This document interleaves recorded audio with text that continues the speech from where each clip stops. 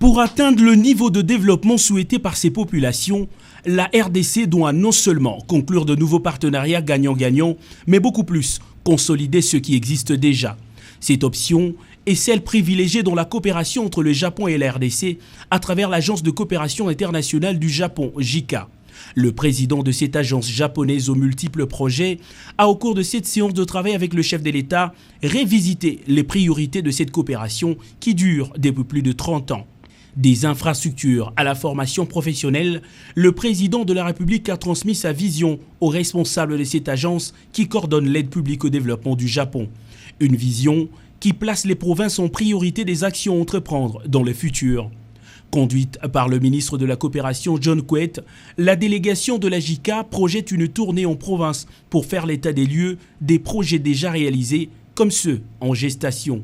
Déterminé à donner un nouveau souffle à cette coopération, Félix-Antoine Tshisekedi a accepté l'invitation lui adressée par le Japon pour prendre part à la prochaine conférence internationale de Tokyo sur les développements de l'Afrique, TICAD. Une première pour un chef d'État congolais. La coopération japonaise a plusieurs réalisations à son actif en RDC. L'appui à l'Institut national de préparation professionnelle INPP, la construction de l'avenue de poids lourds et du célèbre pont Maréchal dans le Congo central en sont de parfaites illustrations. Le pont Maréchal, la route des poids lourds, les bâtiments de l'INPP Kinshasa et Lubumbashi, de l'Institut national des sciences de la santé, la liste n'est pas exhaustive, sont le symbole d'une coopération exemplaire entre la RDC et l'Empire du Soleil Levant. Shinichi Kitaoka, président de l'agence japonaise de coopération internationale JICA, est arrivé à Kinshasa. En priorité sur son agenda, il se trouvait l'Institut national de préparation professionnelle INPP. Conduit par Moïse Chikuyakayembe, directeur général de l'Institut, Shinichi Kitaoka a pu apprécier le produit de leurs interventions. Ateliers modernes de formation en froid, en électricité, en mécanique, la cerise sur les gâteaux, ces ateliers reçoivent les stagiaires des pays voisins. La formation professionnelle est une chose extrêmement importante pour stabiliser la société. La formation professionnelle donne les moyens pour la subsistance de la société. Et je suis heureux d'apprendre que les gens viennent de partout dans le pays et même des pays voisins. J'ai compris l'importance pratiquement de ce centre et je pense que nous allons travailler dans le sens du renforcement de la coopération pour ce centre. Le management de l'INPP que mène Maurice Chikuyakayembe est une réelle chance pour la formation professionnelle en RDC. Il y a lieu de dire que la collaboration INPP-JICA a encore de beaux jours devant nous.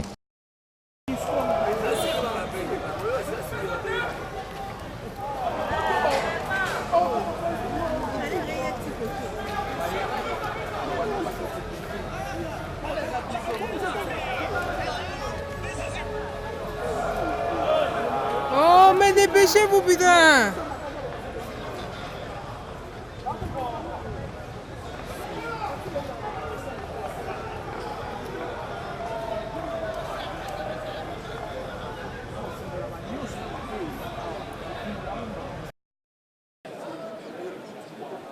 Kinshasa et Brazzaville engagés contre le trafic illicite transfrontalier. C'est pour résorber la crise économique qui sévit nos deux États. C'est dans ce cadre que les experts intervenant dans la plateforme portuaire et ceux des administrations douanières de la République démocratique du Congo et de la République du Congo siègent à Kinshasa en présence des chefs d'entreprise pharmaceutiques. C'est pour envisager les mesures d'ajustement qui en viendront à bout, conformément à l'accord d'assistance mutuelle signé en 2005 à Pointe-Noire. La présence de la délégation de la République du Congo à Kinshasa, à l'occasion de ces assises, confirme les rapports de convivialité, de fraternité, de cordialité entre nos deux pays et nos deux peuples, les deux capitales les plus proches du monde, et traduit l'intérêt d'unir nos forces pour l'amélioration du commerce international entre nos deux pays.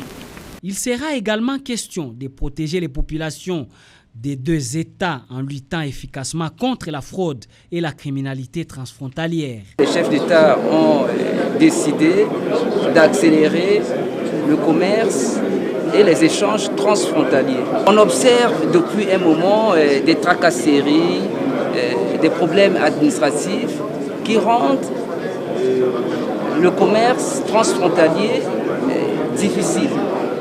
Donc il faut qu'on travaille et avec les opérateurs et en renforçant la coopération avec l'administration des douanes de la RDC pour régler ces problèmes-là. Cette réunion va également s'appesantir sur la phase opérationnelle de la zone de libre-échange continentale africaine.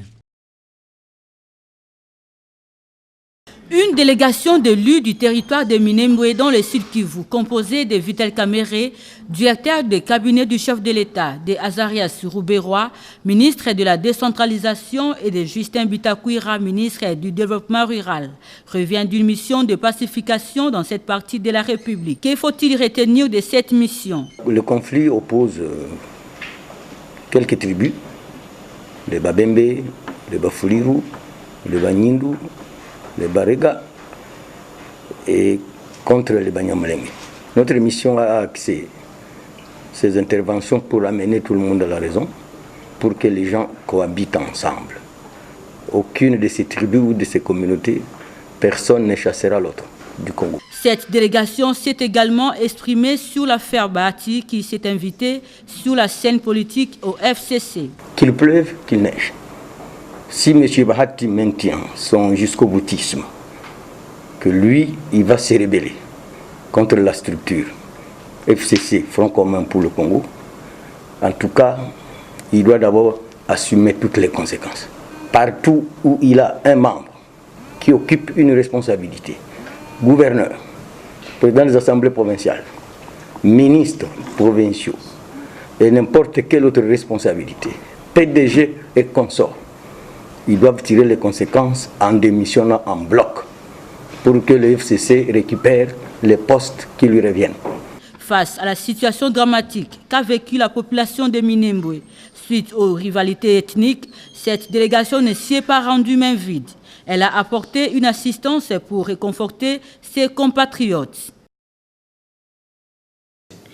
73e session du comité pour l'élimination de la discrimination à l'égard des femmes CEDEF-CEDAW à Genève en Suisse, une tribune mondiale pour évoquer des sujets liés aux droits de la femme. La délégation RD congolaise composée de la ministre des Droits humains Marie-Ange Mouchobekwa, de la ministre du Genre, Enfants et Famille Chantal Safulo-Poussa, ainsi que des experts de la société civile a pris part à ces rendez-vous de Genève.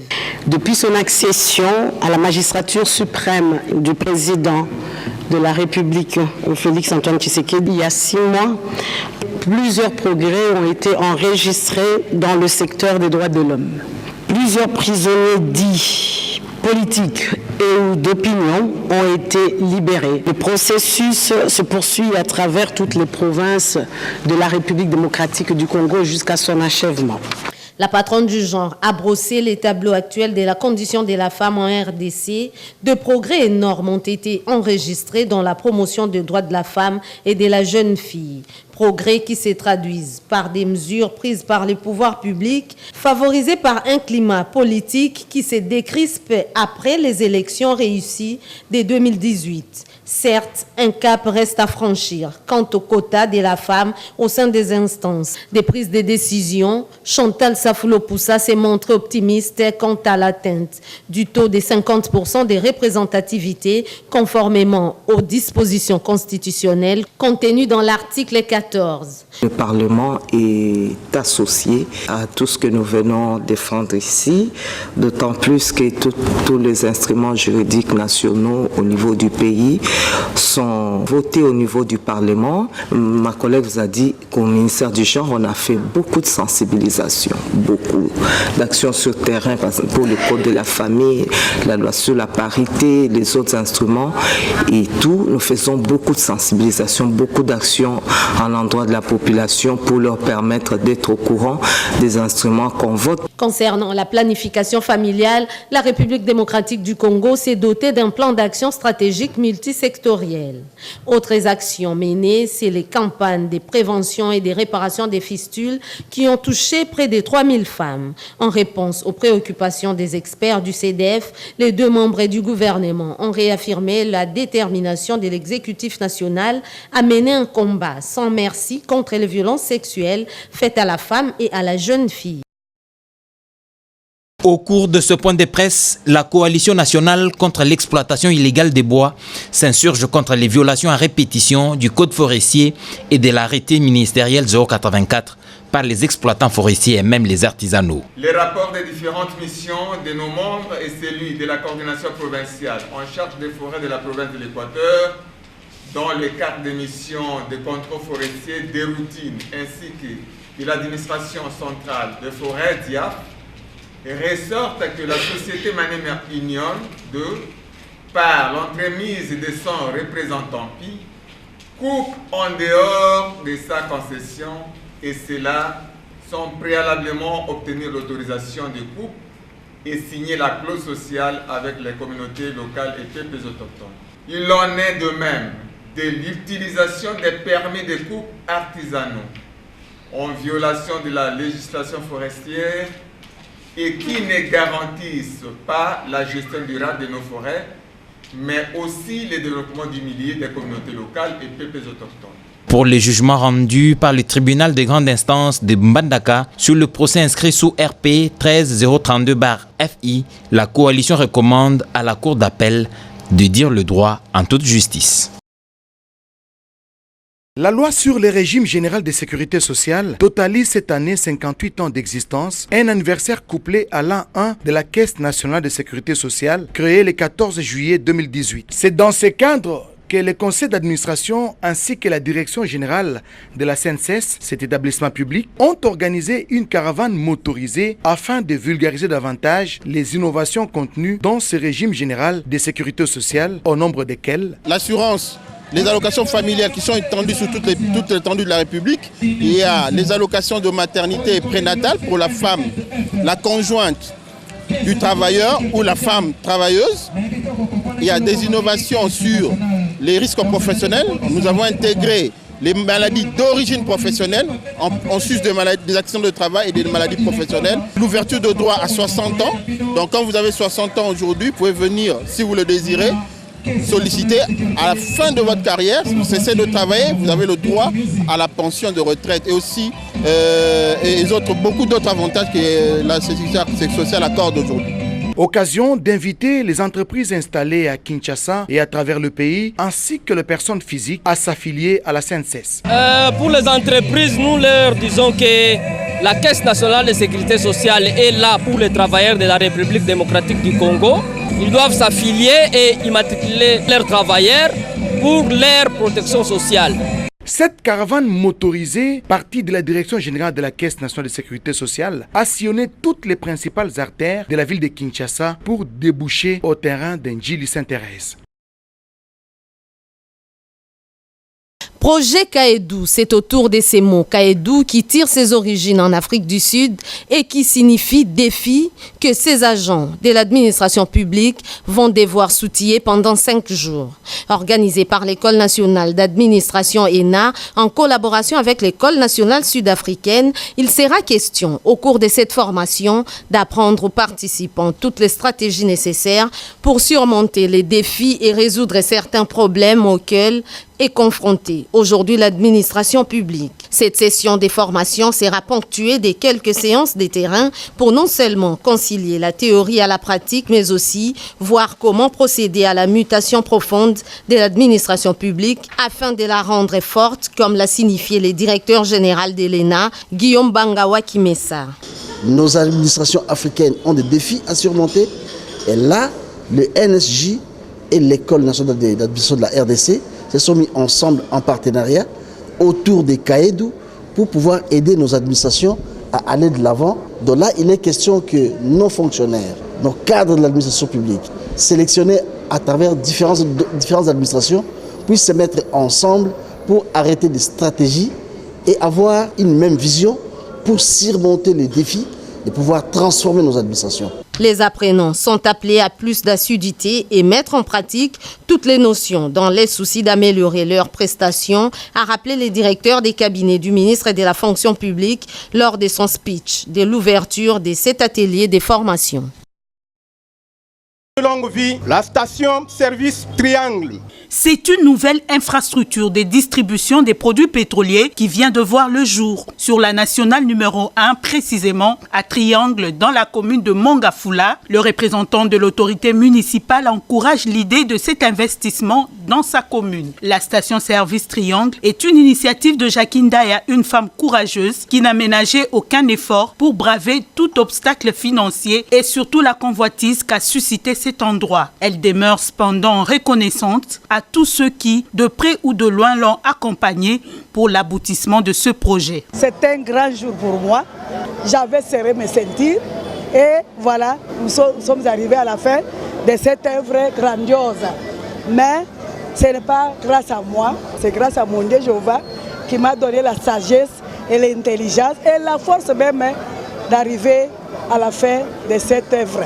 Parlant au nom des agents, le gérant s'est dit honoré d'avoir été choisi pour rentabiliser cet investissement. Aussi a-t-il loué la bravoure de l'initiatrice, un bel exemple d'entrepreneuriat féminin. Conviés à cette cérémonie inaugurale, les autorités provinciales et municipales, membres de la délégation de Total RDC, membres de famille, amis et connaissances ont reçu des explications de l'ingénieur qui a exécuté les travaux de construction de cette station-service. Avant la visite des différentes pièces de la boutique Bonjour, le go est donné avec le tout premier coup de bec au réservoir du premier client servi. C'est donc parti pour un avenir fructueux. Une manière de souhaiter bonne chance à la station-service Triangle.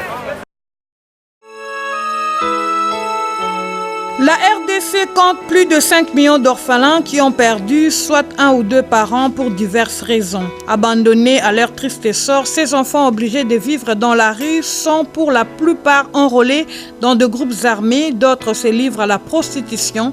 Bref, ces enfants vivent dans des conditions très précaires. D'où la nécessité d'une synergie entre organisations étatiques et non étatiques œuvrant dans la promotion des droits de l'enfant. SOS Village d'enfants implanté à travers 132 pays dans le monde pour leur offrir de nouvelles chances de se construire un avenir meilleur et installé en RDC depuis 1989 en est une. À Kinshasa, le site SOS Village d'enfants de Lancélé s'est dit heureux d'atteindre sa mission. Notre vision, c'est de permettre à ce que chaque enfant puisse avoir un toit. SOS Village d'enfants ne vient qu'en appui à l'État congolais et ces appuis ont des limites. C'est ainsi que nous lançons un appel pressant au gouvernement congolais qui actuellement a un penchant très énorme sur le secteur social. 150 enfants qui y sont hébergés grandissent dans des maisons familiales SOS avec de mères SOS qui prennent chacune soin des 10 enfants.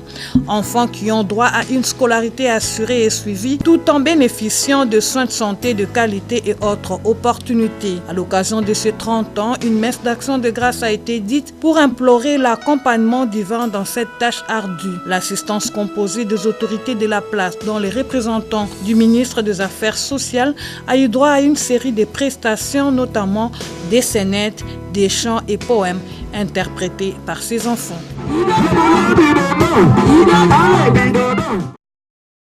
La redynamisation de l'Union pour la démocratie et le progrès social UDPS est à l'ordre du jour. Pour faire honneur au travail à la base, le secrétaire général de l'UDPS, Augustin Kabouya, s'est rendu à Lemba Sud dans la cellule Salongo Ouest pour y discuter politique avec cette base qui doit garder en mémoire l'obligation de conserver le pouvoir et pour ce faire, il faut lorgner déjà 2023. Un message que la présidente de la cellule, Suzanne Makela, a bien assimilé. Pour cette première sortie d'Augustin Kabouya comme secrétaire général dans une cellule, celle de Salongo Ouest en l'occurrence, a été choisie parce qu'elle est symbolique. Félix Tshisekedi l'a visité alors qu'il était président du parti. Il leur avait dit qu'il était temps pour que l'UDPS prenne le pouvoir. Aujourd'hui, c'est chose faite. Mobiliser les troupes puisque l'objectif d'un parti politique, c'est la conservation du pouvoir. Alors dans son speech, il a fait voir à la base les parcours que le parti a suivi jusqu'à arriver au pouvoir. Les embûches qu'on a pu déjouer. Et au moment où nous sommes maintenant au pouvoir, il nous a exhortés à mettre toutes les batteries en marche pour que ce pouvoir soit conservé le plus longtemps possible. Sous un autre registre, lors des obsèques d'Étienne Tshisekedi, il est apparu quelques divergences entre deux fractions des forces du progrès de l'UDPS. Depuis, les rapports se sont crispés. Il a fallu près de 45 jours de laborieuses négociations menées par l'honorable Laurent Batumona qui avait reçu cette mission du leadership de l'UDPS. Aujourd'hui, les deux partis antagonistes ont fumé les calumets de la paix. Ouattara Mokato et Ngalamouloumé SP se sont souvenus des conseils du Sphinx de Limete. Leur maître, Etienne Tshisekedi, d'heureuse mémoire. L'honorable Laurent Batumona, coordonnateur des forces alliées de l'UDPS, se montre toujours disponible pour jouer aux sapeurs-pompiers. L'UDPS viva! Viva!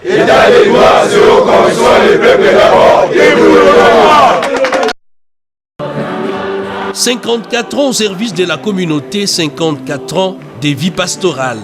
La fête patronale à la paroisse Sacré-Cœur de Jésus-Christ de la commune de la Gombe est visiblement ce symbole de dévotion au cœur de Jésus-Christ en tant qu'image de l'amour divin par lequel les fils de Dieu a pris la nature humaine et a donné sa vie pour les hommes. Les célébrants du jour, les cardinals émérites Laurent Mosengo Passigna, a au-delà de la symbolique souligné dans son homélie l'attachement à l'amour des dieux et du prochain en se référant aux Écritures saintes qui reprennent la vraie nature du Sauveur de l'humanité à travers la lettre de Saint Paul, l'apôtre aux Corinthiens, qui présente Jésus comme l'image de Dieu invisible, par qui tout fut créé et en qui habite toute la plénitude. Une solennité co-célébrée avec les curés de la paroisse Sacré-Cœur, le père Crispin Bala, qui a replongé fidèles et paroissiens à revisiter l'histoire des 54 ans de cette paroisse. C'est une paroisse très dynamique, très bien organisée par la grâce du Seigneur, avec des curés merveilleux, et ils sont toujours ici. C'est une paroisse qui est aujourd'hui modèle. C'est grâce au dynamisme de nos abbés, au dynamisme de groupes de prière. Nous avons les mamans catholiques, nous avons la miséricorde divine, nous avons construit notre grotte. La paroisse du Sacré-Cœur a construit Igné. Les Sacré-Cœur de Jésus, un cœur enflammé brillant d'une lumière divine, percé par nos péchés, mais qui subsiste pour l'éternité en Christ. Sacré-Cœur, don, pardon, abandon jusqu'aux extrémités de la terre. Au total, 16 candidats venus de 3 poules différents dans la ville de Kinshasa pour ces grands cultes de consécration. L'église 10e communauté CDCC de la commune de Lemba a servi de cadre à la consécration de ministres de la communauté Jésus revient. C'était le samedi dernier. Familles, amis, connaissances et serviteurs de Dieu sont venus honorer et encourager les siens dans cette route qu'ils ont voulu emprunter. Le numéro 1 de la RTNC, Ernest Ilunga Kabila, était aussi au rendez-vous. Le révérend Afo Moudiandambu, représentant légal de la communauté Jésus revient, a tiré sa prédication dans le livre de Acte 8:1 et Acte 9 qui nous parle de l'histoire de l'apôtre Paul, un homme qui connaissait ses limites. L'appel au ministère est céleste, personnel et souverain, a-t-il dit le révérend Afo dans sa prédication. Le pool de Kinkole avait fourni 6 candidats, celui de Njili 4 et le pool de Lemba 6 candidats à la personne de pasteur Guy Kindala, cadre à la RTNC, évoluant à l'église Shiloh. Il a comme père spirituel le docteur Chénier Kibala. Après avoir servi Dieu pendant plus ou moins 30 ans, aujourd'hui Dieu m'a appelé pour un ministère et c'est le ministère pastoral. Le travail à faire, c'est 2 maintenant. On a été bénis, on a reçu l'onction du travail. Maintenant, nous allons nous mettre au travail. Au peuple de Dieu de nous accompagner car l'œuvre est abondante. Seuls, nous ne pourrons rien, mais avec leur concours et avec le concours du Saint-Esprit, tout nous sera facile. Beaucoup sont appelés et peu sont élus, nous dit la Bible. La cérémonie a été agrémentée par le groupe musical Jésus revient.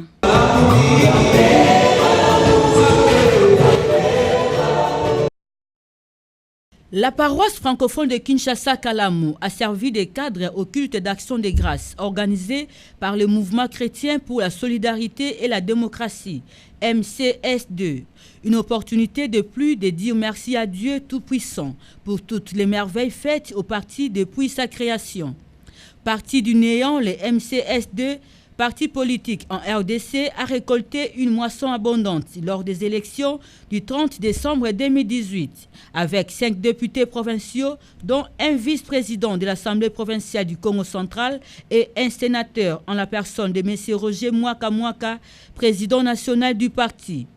Cette journée a connu plusieurs temps forts. D'abord, le secrétaire général du parti, ingénieur Marc Ilo Malongi, a fait l'historique du MCS2 depuis sa création en 2008. S'en est suivi un moment de témoignage de quelques cadres du parti. Prenant la parole, le sénateur Roger Mwaka, président national du parti, a tout d'abord rendu gloire à Dieu pour ce bienfait dans le MCS2. Il a donné en fait le programme du parti tout en signifiant les valeurs morales que prend le MCS2. L'officiant du jour, le pasteur Jean-Pierre Mwandalelo, a tiré sa prédication dans le livre de Genèse 8, le verset 18 à 22. À l'exemple de Noé qui, après avoir été épargné du déluge, a offert des holocaustes sur l'autel de l'Éternel.